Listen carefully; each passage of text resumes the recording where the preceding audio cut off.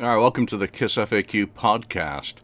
I've got to admit, I've been trying to do this episode for 3 days now, and between power outages and idiocy, user error, I've been unsuccessful.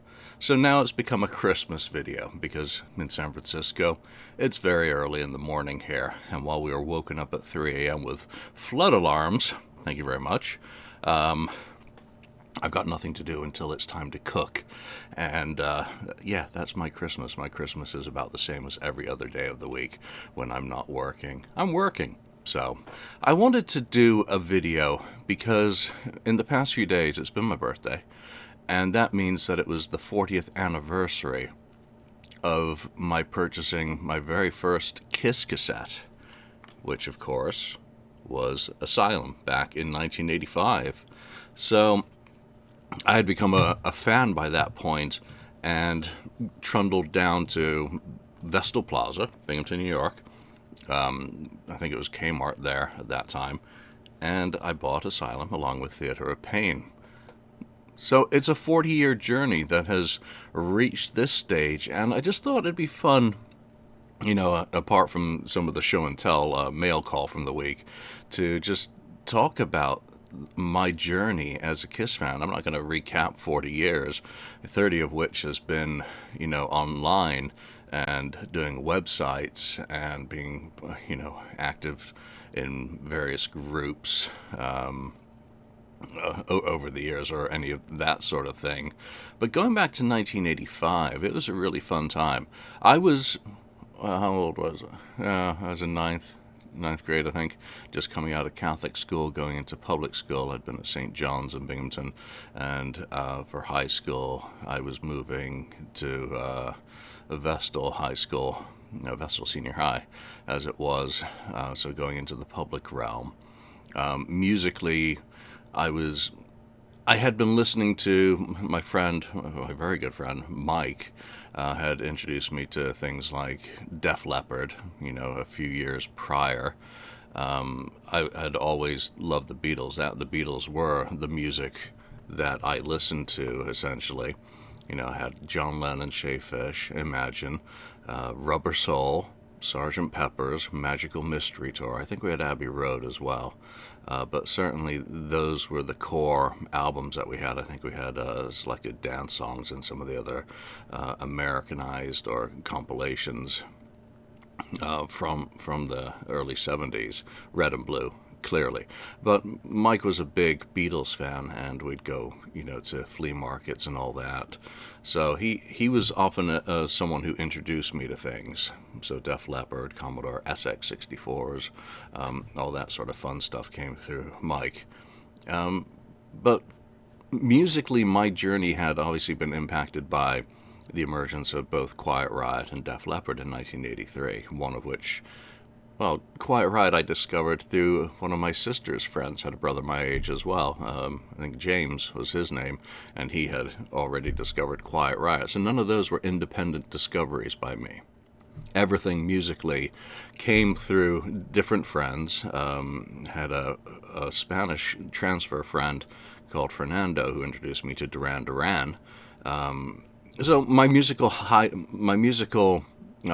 was being widened. I was getting more experience out of just that music I discovered from my parents, the classical and the Beatles, obviously. So Seven and the Ragged Tiger was a big album during that period. So it's moving on, slowly getting more rock and roll, more rock and roll, more rock and roll. And then, of course, it has to be MTV. MTV is the catalyst to so many things back when they played music. The impact I think that they have on people in my age group, so mid to late 50s now, and 1985 itself was a stunning year. So musically, you were getting exposure to a wide variety of stuff on MTV, all of which I really still like. I still listen to, all of that music that I was experiencing. Diana Ross, Madonna, Cyndi Lauper. You can go on and on and on and just name anyone who had music out in the 1980s, and they had a music video, and we were getting it on MTV. But fast forward to 1985 specifically, and hard rock is really in preeminence off the benefits of what Quiet Riot and Def Leppard accomplished in 1983. First #1 album, and then a monstrous album, which didn't start out that way. Remember that Def Leppard was opening for Billy Squier at the beginning of their U.S. touring for Pyromania, and completely negligible in the UK for that matter. But on MTV in 1985, I had already fallen in love with Aerosmith. Let the music do the talking. I've talked about the hype of the Aerosmith reunion, the Back in the Saddle tour, their coverage in the press, the music magazines at the time, the jean jackets, the burners, and the hard rock crowd. That I was at least seeing, though I wasn't a part of, had already had an impact. My aunt in England had already sent out for Christmases previous Whitesnake Foreplay, the EP, one of the very early music videos, which was very cool. Parage, what was it, Zeppelin 4, so there was all that music, and then add into it all the other stuff, like the softer stuff or the more pop Men at Work. To this day, that album is one of my all-time favorite albums because my memories of falling asleep with it. So that's the first one I'm talking about. So getting back to 1985 and kind of the hard rock emergence, AC/DC, Fly on the Wall. You had that, 11-minute EP video, basically, on MTV, and you'd be seeing all that stuff. Bon Jovi was big. They were still finding and defining what they were. 700 to 800 Degrees Fahrenheit, In and Out of Love, Tokyo Road. Great songs. To this day, I still like those. I still like Slippery When Wet as well, which came out the following year. So, The Cult. That's from my sister. Had discovered The Cult and Love, and to this day that album remains another one of the all-time favorite. Judas Priest, Turbo, 85. Those videos. Yeah, it was synth rock. It was different, but when you don't know the difference of what came earlier, it's years or a couple of years until I'll discover Stained Class and Sad Wings for Judas Priest, or British Steel, or Killing Machine.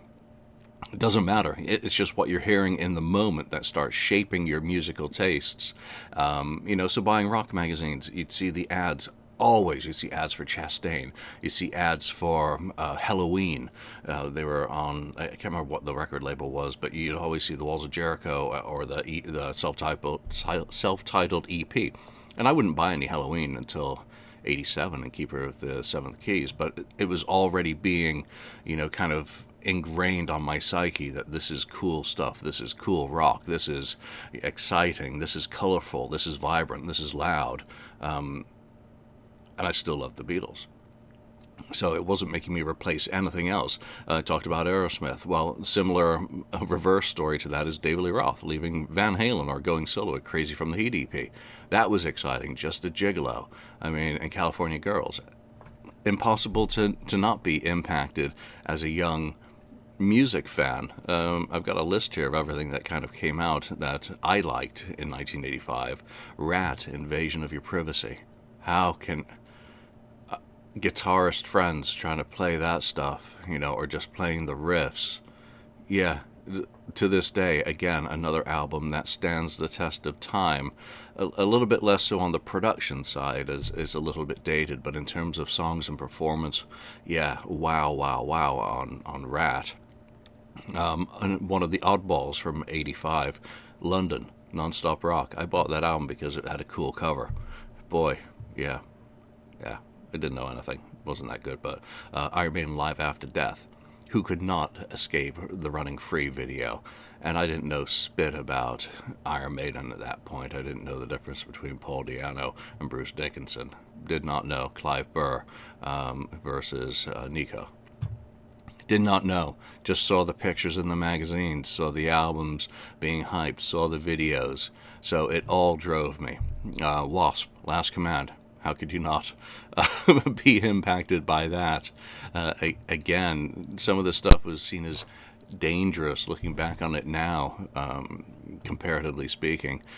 Just fun. Just, the rebellion of youth. The the need to express oneself outrageously, just it catches on. Did it make me pick up a guitar? Not really. I did try, but I wasn't very good. Yngwie. I had this album very early. I don't know if it was before or after getting into Kiss, but I had Marching Out. Unbelievable. But again, as someone who grew up with a lot of classical around the house, that almost seemed like a more acceptable form of neoclassical. Was more acceptable because of its inspirational root and the performance. So again, all of these albums, Dock and Under Lock and Key, those videos, yeah. Again, I could say all of these albums are still very important to me, with the exception of London, which that's almost a joke. But in this period, it's these videos, and these are the videos that really show the power, at least on me, of MTV. You've got All Night, dumb, idiotic rock and roll with two cute girls in it. What kid of my age is not going to like that sort of stuff? Tears Are Falling. Just a sexy video, very classy, beautiful playing, lots, again, striking visuals. It was hook in the mouth, and it was so firmly entrenched for me that hook's still there. It's not going anywhere. I'm on that line for life. I don't want to escape that line. Throw me in the frying pan, which I've certainly been in, metaphorically. And then they follow it up in early '86 as if it needed to be reinforced. They add in Who Wants to Be Lonely. This isn't heavy metal. This isn't Slayer. This isn't Hell Awaits. This isn't Ride the Lightning or Killing Is My Business. This is a completely different kind of rock that straddles a line. It's more polished than the AC/DC Fly on the Wall. It's less synthy and kind of new wave-ish than, say, Judas Priest Turbo. And it sounds better produced than Aerosmith Done with Mirrors. But that's the only thing I'll say negative about that album, because I love it. And Advanced Mix is better anyway. So Kiss had me. And you open up the magazines, and you'd have the Motley Crue and the Theater of Pain image. You had the same image on the Dokken guys, not too different on the Rat guys, not too different on the Wasp guys, and the Bon Jovi guys. The only guys who looked very different were AC/DC, and Brian Johnson ain't wearing spandex. That'd be absolutely ridiculous. So, Iron Maiden, spandex and monsters, so jean jackets and denim. Yngwie, there's a theme that cuts across this hard rock as to why Kiss wasn't that much different than them, but the quality of their songs, for my tastes, certainly made a difference in making sure that I was retained as a fan. Now, had we just gone from that being a debut album into perhaps Crazy Nights coming out, it might have been a different story. But in the interim, I had the time and space and a little bit of help with Kiss Exposed coming out before Crazy Nights to go back and discover the back catalog. And that ultimately is what makes you, or me, a Kiss fan. Is once you start discovering everything that came before, even though you'd seen pictures of them in makeup. I've always said I didn't make the connection between the makeup Kiss and the Kiss that I became a fan of. I became a fan of Gene Simmons, Paul Stanley, Eric Carr, and Bruce Kulick. I didn't connect that with the monsters that I'd experienced in early 1979 after moving to America and seeing the kids dressed up in leotards and tinfoil doing Black Diamond and Deuce. completely different things, no connection. Just like I hadn't made the connection between Judas Priest United when I heard that at a lake house in like early 1980 something, and the Judas Priest of 5 years later when I became a fan of Turbo. So it's a very kind of strange, inexplicable, unexplainable situation for me. But once I go back and start discovering music, it was a perfect time to become a fan, in a sense. In America, they were just about to embark, or had just embarked on the reissue campaign, the Black Spine Polygram issues. You could still find the Polygram white J-card spine Casablanca releases here and there. I certainly did see them stores. 87 Redondo Beach, found Dressed to Kill there, and I bought it just because it was white spine and I didn't know what that meant, but it looked cool. So I didn't know any of that. I didn't know that was a 1982, Polygram issue versus a 1980 or whatever. Again, all of that's kind of irrelevant in the stuff that we find out later as a fan. But I just have a humongous menu of Kiss music that I'm able to start exploring. And with Rock and Roll Over, Kiss Alive, Double Platinum. I mean, do I need to go on? I mean, and then going into ninth grade and making new friends, I would meet friends or make friends with people who had either older siblings or themselves had, David, a guy who became a very, very good friend, absolute maniac with cars, very good mechanically, had Lick It Up. So that was my first experience of that album, was through a friend. So I went back and I discovered that music. All of this, basically, the catalyst is Smoking in the Boys' Room and Tears Are Falling. Who knows what I'd be listening to? I'd be listening to Aerosmith, clearly, because they were already in. I'd be listening to Def Leppard, because they were in. But, I mean, if I hadn't seen Tears Are Falling, or it hadn't struck me the way that it had, or All Night, or Headbangers Ball, I mean, I imagine if I'd become a fan of Twisted Sister in 1985 because of Come Out and Play. That would have been a short relationship with what they did in '87 with Love Is for Suckers and the follow-up. So it could have gone a completely different direction than it did. Looking back at 40 years, what a generally joyous journey it has been. I mean, and that's why the Kennedy Center Honors, I guess, has meant a lot to me, because I'm celebrating what I consider to be a milestone of 40 years as a Kiss fan, looking back on the majority of my life, where they have been the soundtrack to my life. And while I became a fan of the unmasked Kiss before I discovered the original Kiss, my taste decided. I didn't sit down and go, I have to be a fan of Peter Criss, Ace Frehley, Gene Simmons, and Paul Stanley, and only that. No, to this day. Going to be playing this today. Going to be playing some bootlegs from that tour as well, listening to some other stuff from this period. That doesn't change anything. And to celebrate it this week, I don't usually buy Kiss merchandise, but when I do, I buy really stupid Kiss merchandise. So what I did get this week, and it's a little bit heavy. I bought this damn thing. I'm going to put my hands up. I'm going to say I'm a loser. But I do have the Kiss Cruise 12 one as well. Just this is bigger. So it's just got your regular Destroyer artwork. Nothing spectacular. It's just a box. Let's take a look at it. And since this is my third time doing the video, now the foam, or the styrofoam, is starting to get a little bit crappy, so I'm not even going to try and do this with two cameras again.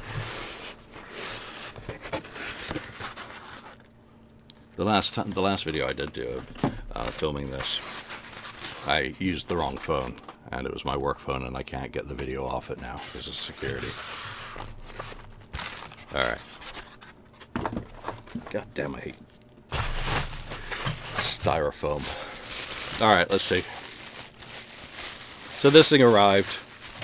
First thing that strikes me, it's bloody heavy. It actually, I know people were kind of taking issue with the faces, and you can't see it too much. They're okay.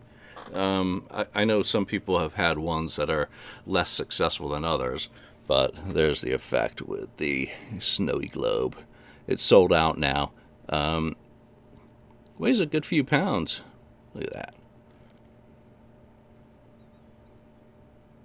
So I don't know if that's going to stay out of the box or just go back in it now, and maybe get given away on the show or something. But I thought it was actually pretty cool. I think they did a good job with it. I also had to buy. Let's see. Got to represent. And it's a rock and roll over design. How can you go wrong with that? So I'm not getting that out to actually show you. You'll have to just, figure it out. But this year I bought a few merchy type things, and it's very weird for it to be me to have done that.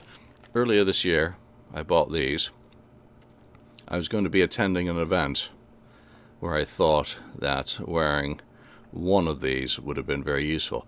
These, if they still have them on the store, are actually very nice. They're kind of a thinner gauge metal, I believe. But they look good.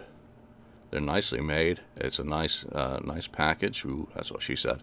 I wish in Sarkovi crystal that they would do a little pendant or something. Maybe they have, and I just haven't noticed it. But I thought that was very good.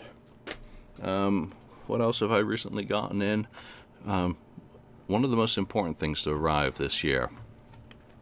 Long awaited, long overdue, and I'll have to scan this and put it in because there we go. Destroyer. The Kiss Army letter. Let's see if I can say it again. The Kiss Army Sweden magazine, very well put together. If you're curious about the sorts of things that these guys do, interview with Finn Costello, that ain't going to show up worth a damn. So you have to just, maybe that'll show up. You can see a little bit more. Beautiful design, lovely layout. It's printed on very good quality paper. Got a nice thicker gauge cover. And lots of features. I know a lot of the guys who write these things, so there's just a quality. And there's a passion. And like with what Elaine does with, the Kiss in Japan publications that he puts together, it's the fan expression. It's the fan passion. And as one of those creators, we create things that we hope people are going to enjoy. But the root of it is that we do these passion projects that we enjoy putting together, either researching or collecting, the data that we're going to include in it, correlating the information. I mean, most of my stuff comes around from printed material and historic fact and blah blah stuff that I try and cross-check to get closer to the middle ground of truth. But Elaine's recent Kiss in Japan publication with the LP discography, which is something I think is just incredibly useful to have around. Again, going back to the 30 years ago, the Kiss in Japan websites, which had these references put together in much lower resolution graphics, were just the sort of thing that we saved. I still have that website. What I was able to download of it before it became defunct, on one of my NAS drives. I've still got the Kiss Vault that Kai did in 495, Kiss Confidential. I've still got those websites and all the real audio archived. So all of these things that fans are doing for passion, from Tokyo to you. It's Christmas Day. Don't watch A Christmas Story. Watch From Tokyo to You, or the Kiss in Japan concert that Andrew put together this year. It kind of becomes what this year represents. Ace Frehley's passing is the Kiss event of 2025. there's no way around it. As we celebrate Christmas today, Hanukkah has been going. Ace isn't here. So there's a family, and there'll be many families across the world who have someone who's not with them on a day of celebration, whether it's Christmas or a birthday or whatever. And that brings a bit of sadness into today, especially after the Kennedy Center broadcast of 2 days ago now, and everything that went with that, the excitement of seeing how the tribute to the band that I began a love affair with 40 years ago, nearly today, was a very interesting thing. So, what a Christmas time. We're reaching the end of 2025 now, and who knows what happens next year. Universal's hinting of some big surprise in the spring. Not a clue what that might be. 2026 is, of course, going to be the 50th anniversary of Destroyer. Well, 5 years ago, Destroyer became the first Super Deluxe box set treated. And what a fantastic job they did with that, other than the live album. I would hope that 2026 would be an opportunity to correct some of the errors of that box. Number one would be an off the soundboard from the Destroyer tour. And there are soundboards from the tour. Now, what is in the vault? Well, as we know from Jeff Furr's appearance on Three Sides, what is in the vault that is complete? Oh, and then what is in the vault and complete and usable? Oh, and then what is in the vault and complete and usable and approved? Yeah, there's a whole bunch of hoops that Universal will have to jump through in order to bring anything to life, along with working with Pop House. Now, what are Pop House's plans for 2026? Well, this is the 50th anniversary of when Kiss became big boys. Prior to the Destroyer tour and the Mark Ravitz, Jules Fisher designed stage show, Kiss had been homebrew and an evolution of the homebrew, culminating with the Alive tour, which is as far as the original basic elements of 1973 went. The levitating drum kit, the candelabra, the siren,